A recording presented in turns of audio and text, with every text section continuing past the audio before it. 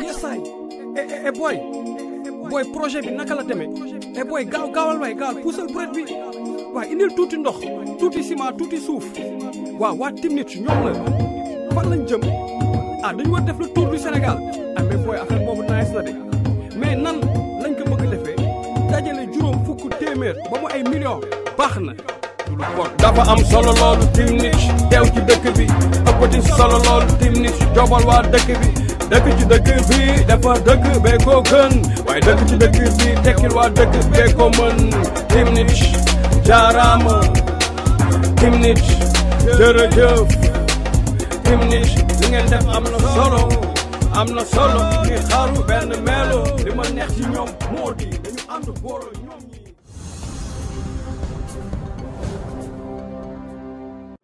waaw donc voilà di wax ne encore une fois c'est le directeur de Mbed Media TV Serigne Ndar général Xëch aka xel mu sell jaraafu dëkk bi dafa bëri ndombal tànk tey fi ma taxaw mooy direction moom mooy bureau directeur bi encore mooy dernier jour bi nga xam ni tey waa Timnit ndeysaan tey dimanche la ñu ñibbi ñu ngi fi ñëw depuis le jeudi ou le vendredi vraiment nekkat ci école bi mooy li may faral wax état école bi xale yi dama leen ko laaj léegi ni leen est-ce que ni mu meloon doon ngeen sawar le 13 bii ngeen jàng si waat ñu ni mukk ma leen nii ñu ni tey la ñuy gën a def résultat xam nga dañuy wax le milieu détermine l'individu environnement bu sell un esprit sain dans un corps sain day tax xale bi day gën a jàng xelam day sell parce que école bu doon ñëw am arbis mbënd taa xasaw xeeñ classe yi baaxul bàyyi dam xale yi duñ mës a def résultat man dama fier tey pour taxaw école am problème ma dugal sama loxo parce que je suis fils d'enseignant 2 je suis artiste musicien je suis animateur de radio kon je suis forcément un enseignant je suis un éducateur kon tey bu école amee problème fii depuis le début ñëw naa fi ak Mbed Media TV de New Generation TV télé de la nouvelle génération mu riime ak la nouvelle génération muy lu ñu wax génération avenir ndaw mooy avenir suba kon avenir bu leen teeg suñu dëmee seen mbir day dem ci kaw ci kanam ci lu baax kon dañuy gën a dëmee waxuma dëmee nag kuy fly des trucs comme ça mais dañuy gën a baax tabax raax toog ni faax parce que tey loolu la ñu war a mën a def école bi tey Soukeyna Konaté bi ñu ko tuddee nga xam ne ku setloon ku selloon ku amoon xam-xam la tey bu ñu ko yeewaatee ci tombam ni que tey sa école bi tilimoon bi yàqu woon bi bonoon baax na dafay kontaan rek contrairement à ni mu meloon am na nag benn portion bu ndaw boo xam ni Aliou Diop jëmb jël naa ko mu wax yow yaa ni woon da ngay defar la yaa ko defaroon mu yàqu tey waa Timnit li ñu def yëpp école bi ak nu mu réyee ma ni sayam xaj na fi lycée xaj na fi lu ne xaj na fi jardin d'enfants xaj na fi ñoom ñu jël seen moyen dajale seen juróom fukki dërëm ñaar fukki téeméer ba mu mat moom la gars yi indi tey ku koy xool dooni xaas boobu demu fi parce que école musul am karo ngi ni classe yi musul am ay peinture yu naas ñu ngi ni buntu yi baa yi lépp lañ defar kon ça veut dire que ni tey bu ñu sonn ci école muy temple du savoir muy li ñu wax ni tey suñu booy bu ñu bañee ñu dem Barça ou Barça suñu booy bu ñu bañee ñu def naka suñu noonu di jël di napse di naan ay tàppalàppa di gens di tux bay weng il faut que ñu def leen des véritable intellectuel ñu dugal leen ci école yi ñu jàng sa doom nag boo ko yóbboo ci école bu tilim xam nga lu mu lay jëkk wax papa wax dëgg neex yàlla boo bëggee ma jàng du ma jàng ndax école boobu amul hygiène de vie tey encore Timnit mention spéciale félicitations jaaraama jërëjëf macha allah li ngeen def am na solo trop di wax ni c'est votre envoyé spécial moi-même Mister Général Xëch aka xel mu sell à seen ci jaraafu dëkk de sultan de soupanat de Baye Fall de général de docteur pour les besoins de l'école Soukeyna Konaté depuis le début ñi ngi fi di jëlaat pour que mu gën a mën a yees encore conseil de quartier Balakos di leen féliciter di leen remercier gis nañ depuis le début ñu ngi fi ma sister Rokhaya Samb ñoo fi nekkandoo depuis le début grand Gelel keneen ñoom ñëpp après ñuy sensibiliser pour ñaax mais lii dafa am solo waaye lu am solo na xaru benn melo looy def jël kon nag yéen ndam bi dangeen ko jël bu leen neexee bu ngeen duggee léegi nii tout à l'heure ci oto bi destination Dakar mais foofu seen mbir na gën a saf-saf na njaru Dakar donc seulement notre bless and love. Mbed mi TV Mbed mi naseto Mbed mi TV Mbed mi naseto. Ça fait plaisir nga ñëw nekk ci école bi jàng fa pare xëy suba gis ay bonne volonté ñëw defar ko moo tax ñu bàyyi lépp ñëw di ci jàpp. voilà quoi. te réew mi toll na foo xam ne gëmatuñu ni keneen mën na ko changer ku dul ñun loolu c'est indéniable tey fii école bi amul benn autorité Ndar bu am jëm daraja bu fi indi doom mu jàng amul bu dee am na nañ ma ko wax donc dafa jot tey ñu respecté école yi mettre suñu xale yi dans de très bonnes conditions pour mën leen laaj ay résultats xam nga fii ni mu meloon dafa jéggi dayoo boo fi dugaloon mala sax du fi bëgg toog tey changé nañ ko changé wuñ ko pour am ci tour wala ngistal dañ ko changé pour montrer un exemple positif d'engagement communautaire. pas plus ni moins. yàlla nañ yàlla may doole ba ñu ñëwaat defar yeneen école gisaat ay ndaw yu dëkk fii comme ñii nga xam ne tey ay référence la ñu muy jaww fi lañ jàngee ñoom ñu porté beneen projet dem defar beneen école pourquoi pas. ñun li ñu def ñi mën nañ ko def mais nag day fekk Saint-Louisiens yi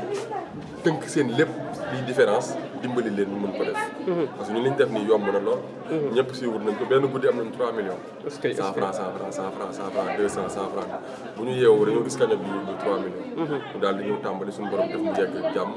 donc noonu la ñuy liggéeyee bi mooy suñu 15e école. fii moo gën a tuuti liñ fi def. école bi ñuy jógee moo ëpp liñ fa def foofu te ay ndaw rek koy gérer kii mooy jënd suuf kii peinture kii dem indi matériel et cetera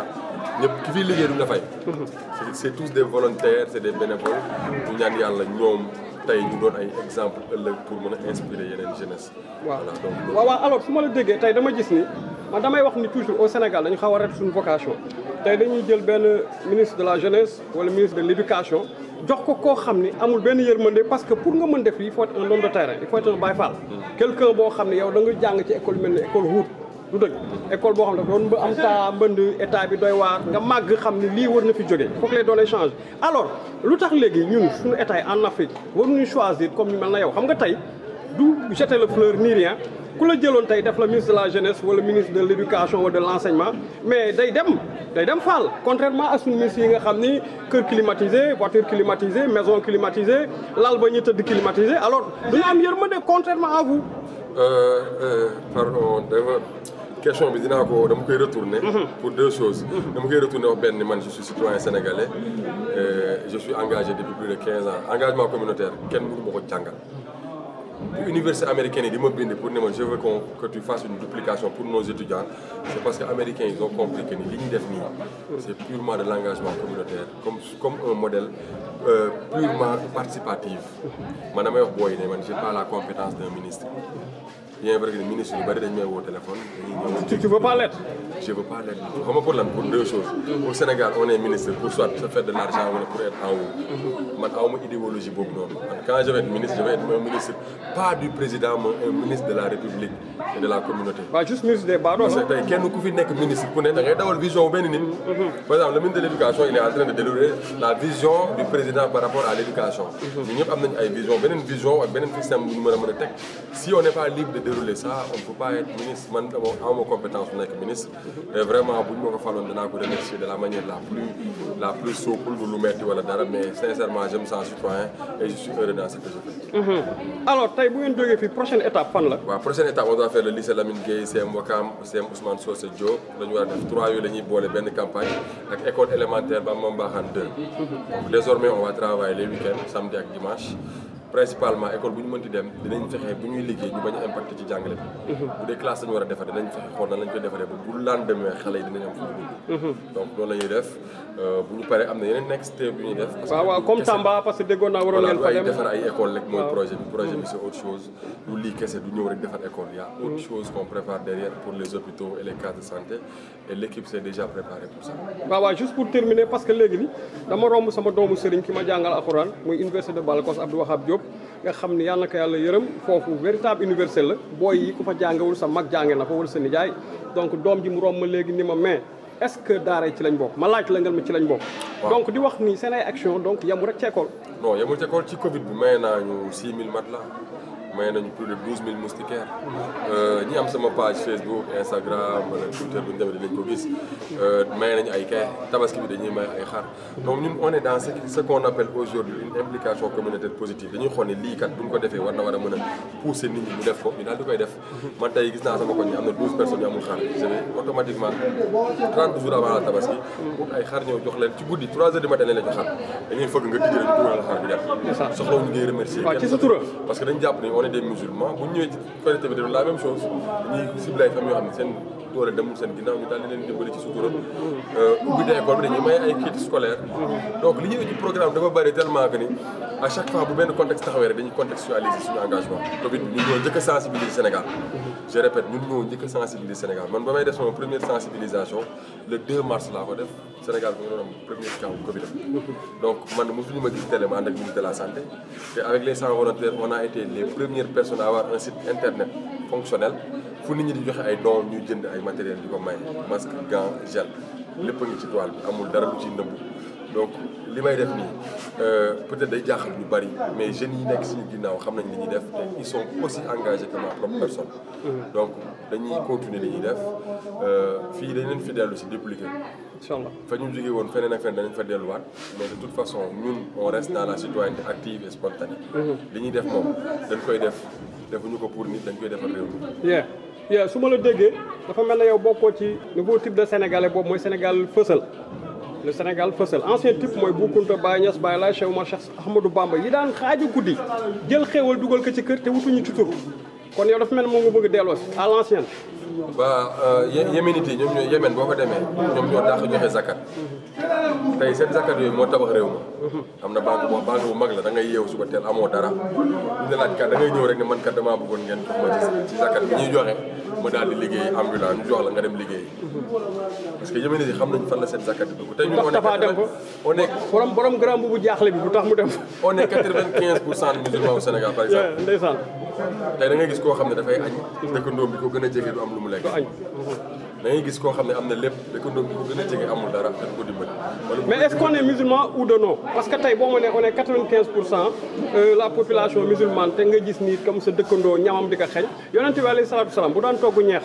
day laaj soxnaam ndax waa koñ bi yëpp mën nañ ci ñam ñu ni waaw kooku mooy le vrai musulman. waaw mais modèle boobu la ñu war a dellu si la ñu war a delloo si boo gisee tabaski jot wala korité ñuy maye yooyu di ko def ci suutura dañuy yeewaat ndaw ñi yeewaat mag ñi fi nekk ni am na loo xam ne kat dafay nekk yonente bi sallallahu alayhi wa sallam bàyyi ko fi dañ ko war a topp ci loolu man tey je conçois mal ma dëkk benn koñ mënuma amal njëriñ koñ bi école bi taa ma ñëw di photo di dénoncé naan école bi dafa taa gars yi liggéey sama yoon new si école bi taa damay dem ut beneen ma bëtt miir bi ndox bi génn moo suuf rambale ko xale yi ñëw jàng kan laa ko defal jëfal yàlla jëfal sa bopp da ngeen constat mu ngi nii doon koy defee kañ lañ koy def ak nan lañ koy defee ñu daal di koy def bu jeex buñ paree nag képp ku ci defoon sa dërëm ñu remercier la sant la gërëm la parce que defal nga ko réew mi après ñu dem suñu yoon jaajëf mon frère donc di la wax ni one love félicitations mais juste nag bu ngeen ñëwaatee d'ici peu de temps ngeen am surprise ci école bi gis mu am nu mu demee état bi xaw a kii est-ce que di ngeen sawarat pour dellu si waaw loolu mooy liggéey bi xam nga tey ñu dañuy def essai échec évaluation gis nga boo defee ba pare li nga defar foog nga évaluer ko tey fii bu ñu amoon jot dañ fi def une semaine daal di gas ay cuve ba école bi dootul taawati parce que essayé nañ ko ci école yu bari mais jot bi mayuñu ko donc bu ñu ñëwaatee juste dañuy ñëw xool li ñu defar qualité bi ak faisabilité bi ñu defaree ak qualité bi ñu wax ni moom mënoon nañu ko defar liggéey bi dañuy évaluer suñuy carré la liggéey bi est-ce que baax est-ce que am noonu parax est-ce que maanaam sondé quoi voilà après ñu mën a xoolaat nan la ñuy defaraatee pour yeneen école yi nga xam ne li ñuy dal fii lu ñu dalaat fële donc école yi ñu demoon danañ fa jaarat bu neexee yàlla jaajëf waaw mais taf sa naataango bi loo gis li mu wax rien à dire il a tout dit mais rafet na jaajëf li ngeen def am na solo ni xaru benn melo li ma neex ci ñoom moo di dañu ànd booloo ñoom ñi rek jox cër mag yërëm rak yor ay bay faal ay yaay faal su may wax ci ñoom damay ànd ak àll barki Cheikh Fall Sénégal mi ngi toll ci ndimbal ak yërmande Sénégal mi ngi toll ci yërmande timnit jaarama timnit jërëjëf soo ne naam ne fa waa timnit ci tàkk ne fa man fi mu nekk nii man Dakar laa nekkoon. ma toog gis dugg Twitter gis que ni gars yi ñi ngi def benn annonce ne ils vont venir à Saint-Louis. Moi je suis saint-louisien.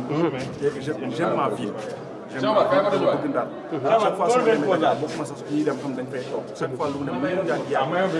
su dee ay semaines yi je reviens à Saint-Louis. damay def donc gis nga day ñëw Saint-Louis moom liggéey donc ça m'a fait plaisir et je me suis dit que dama leen di jàppale. donc bu ma ñëwee dama maa leen fi jiitu. ñoom ànduma ak ñoom ba ma ñëwee dama xam ne accès nañu dama ñëw mooy ñëw xool nan laa leen mën a dimbalee et ça fait plaisir de voir que y a des gens yoo xam ne xaar ñu dara lu ñuy def seen bopp lañ jàpp seen bopp lañ ko defal ak doomu Sénégalais ñu ñëw jàppale ay ndaw yoo xam ne dañu war a jàng dañu war a dugg ci salle de classe parce que ñëpp su fekkee tey jii mën naa ne man étudiant laa wala pare naa samay étude am na fu ma jaar te suñu ma dimbali muy samay waajur muy kenn suñu ma dimbali ma taam chaque banc yi ba toog salle de classe yi ma jàngee lu ma accès tey fi ma àgg donc am na ndaw yoo xam ne mérité nañu loolu te suñ ko mënulee foo xam ne leen dimbali suñ fekkee nag ku nekk dafay toog di xaar naan état bi def état bi def kenn ko jar donc Sénégal foo mu jóg def engagement communautaire sëñ ci lu muy def jàppale réew mi jàppale boppam ndax li ñu naan yàlla bay sa tool te fii suñu tool ñun ñoo ko mën liggéey donc mooy tax may sant li équipe bi yëpp def ñoom ñëpp ay borom bu baax lañu dañu jóge seen bopp bàyyi seen tool ay professionnel bàyyi seen liggéey ñëw mën daal pour jàppale defaraat salle de classe yi peinture defaraat amuñu seen fay donc tout ce qu'on peut faire c'est saluer le geste et les remercier par leen encourager pour leen beneen dossier amaat ñu gën si jàpp déjà kon saa yu ñu dem rek maa ngi si dimbali jël fu ñu dem rek maa ngi ñëw incha allah. mais kontaan naa frère et puis di wax ni yow jeunes yi nekk fi war nañ la suivre parce que li ngay wax man yëpp xam naa ko ci yow parce que yaa nga ko def du tey donc j'espère bien que ñoom ñi tàmbale yéen ñi nga xam ne ngeen fi gis affaire mu nice war ngeen ko reconduire parce que y a d'autres écoles qui ont besoin de ça franchement am na yeneen écoles yu soxla xam nga si dara. effectivement il y a beaucoup d'écoles qui ont besoin de ça école yoo xam te ni soxla nañu tey jii soo xoolee Saint-Louis rek lycée Charles de Gaulle nawet su ñëwee day taa kenn fu mën jaar kenn fu mën dugg nii rien y a xayaat nañ nga dugg nii y a beaucoup d'écoles mais ça veut dire que su Sénégal yëpp jógoon di def nii tey gars yi def kenn sonn parce que suñu gisee mouvement bi ñii siy jàpp ñii joxe seen ay dons ñun ñëpp ay Sénégalais ñun ñëpp dañ siy jàpp si combat bi ñu def nii mais donc la jeunesse doit se lever et faire ce travail en fait mais li ñu mën rek mooy ñaax gars yi gën joxe exemple di ñaar di am ànd ak yaakaar ne bis bu ko defee ñeneen ñi su ko gisee ñoom it daañu topp. yooyu Bamba am na solo jaajëf one love mon frère. jaajëf.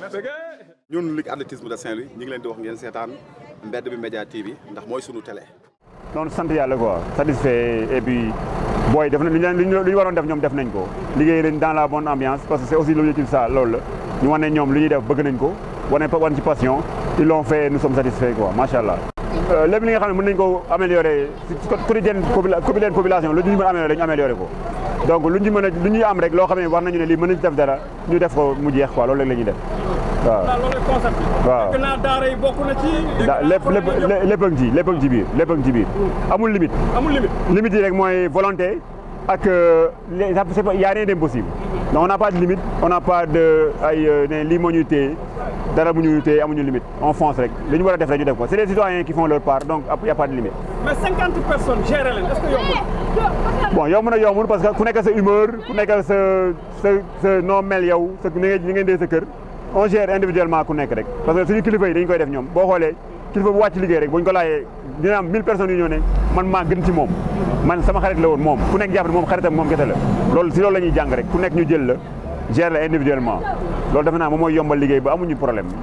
jeunes yi moom déggal nañ ñu jox nañu cër bu war donc dañuy ñu ngi leen di gérer macha allah quoi amul benn coow amul xeex amul xuloo donc sant yàlla. sant yàlla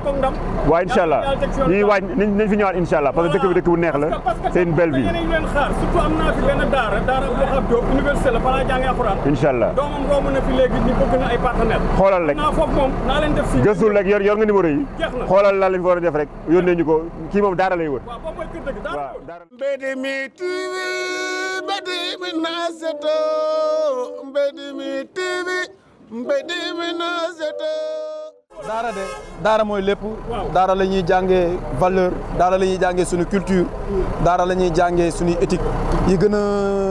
respecté ci ñun yi gën a riche ci ñun ci foofu lañ ko mën a jàngee et que valeur yooyu rek moo fi mën a des loo xamante ni mën nañ ko garder ci ñun ñëpp ku ci demul daara sa frère dem na daara donc retour la rek bu ñu war a def ci suñu société ni école yi bokk ci société yi daara bi mooy premier ci ñun waaw daara fa Abdou Wahab Diop pare leen ñoo ngi ci kawam cap prochain cap à Saint-Louis.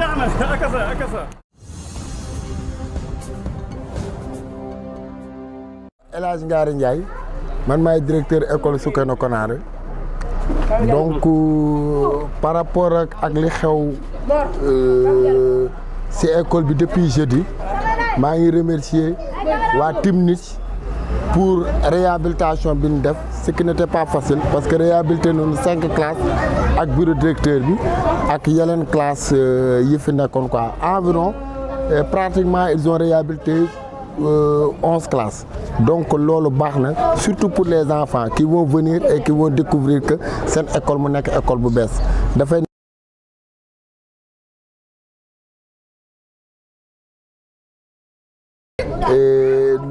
ñoo ngi remercier équipe Timnit bi mais aussi surtout l'ancienne élève Mariam Bob bi xam ni xool na ne école am yàqu na mu wax que association bi mu nekk ba nu ñëw réaliser kii boobu vraiment man chapeau à Mariam Bob madame Sow boo xam ni fàtte important c'est-à-dire que ay nit yoo xam ne nga xam ni participer nañu sur le devenir sur ce devenir nga delluwaat jox leen njukkal c'est important pour et donc dafa war a nekk loo xam ni exemple la pour ñëpp yoo xam ne élève boo xam ni nekk na ci école nga xool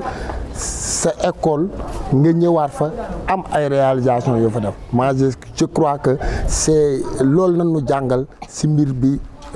team ni ci def au niveau de l'école Soukeyna Konaté. waaw juste pour terminer dernière question bi tey directeur boo gis bu doon sagoo mu am école boo xam état bi day normal parce que dañuy faral wax un esprit sain dans arbis bi bâtiment yi daanu dem na sax ba yéen abal nañ leen ay élèves xaar meng yi tey ñoom peut-être li nga am tey est-ce que sax du ñoom ñoo la jëg ñu abal la élève xaar meng nga defal sa école loolu chance de waaw parce que ñu bëri ñuy faral wax ni nga la mais xam naa nag ci yow la donc voilà dernière question bi mooy tey nga xam ni ren dafa amoon perturbation par rapport ak Covid bi école presque mën nañu ren année blanche la dañ ko jéem a sauver mais année blanche la léegi ñun le 13 day ibbi xam nga le 13 bi incha allah bu ñëwee élèves bu ñëwee daañu kontaan daañu def résultat est-ce que yéen pare ngeen aussi pour def benn équipe boo xam ne yéen entretenir l'école di ngeen ci dugal assez de moyens dugal ci assez de skills pour que mu gën a mën a sécuriser wu. non xam na entretien école ñun si sunu école da nga ko institutionnaliser parce que dañ ni école am na ce qu'on appelle dans l'affichage réglementaire si kii bi dafa am élèves yi bu si nekk war na participer pour entretien ak nettoyage ak balayage école bi donc te maître bu nekk ce tableau am na loo war a xam ne chaque semaine chaque jour am na ñoo xam ne war nañu participer si kii ba donc problème école en même temps dafay instruire un enfant mais day éduquer enfant donc war na ko dugal yoo xamee ni dina ko permettre nous entretenir dina leen permettre aussi nous maintenir l'environnement boo xam ne un environnement sain au niveau de l'école et donc là c'est des cours yoo xam ne war nañ ko def aussi bien dans des activités comme vivre dans son milieu dans des activités comme kii nga xam dina permettre xale yi noo xam ne mbir bi seen mbir la ñoom daan ko entretenir mais aussi je ne peux pas terminer aussi sans pour autant remercier l'équipe pédagogique de l'école Soukeyna Konaté qui nu wax ko dañu def ay résultats exceptionnels cette année et donc mais lan laa lay gën a ñëw def résultat bien que baax na mais maintenir la performance ci foofu mooy kii que nous continuer ci dynamique boobu ñu xam ne école bi c'est l'école des enfants lu ñu def ci ñoom duñ ko rëccu parce que la mission de l'enseignant c'est l'autoconstruction nous permettre xale bi mu autoconstruire préparer son devenir. waaw donc directeur merci. voilà waaw merci ok merci. Mbedemi TV Mbedemi Naseto Mbedemi TV Mbedemi Naseto takleen maska yi bilay baax na ci yéen Mbedemi TV collaborise Mbedemi TV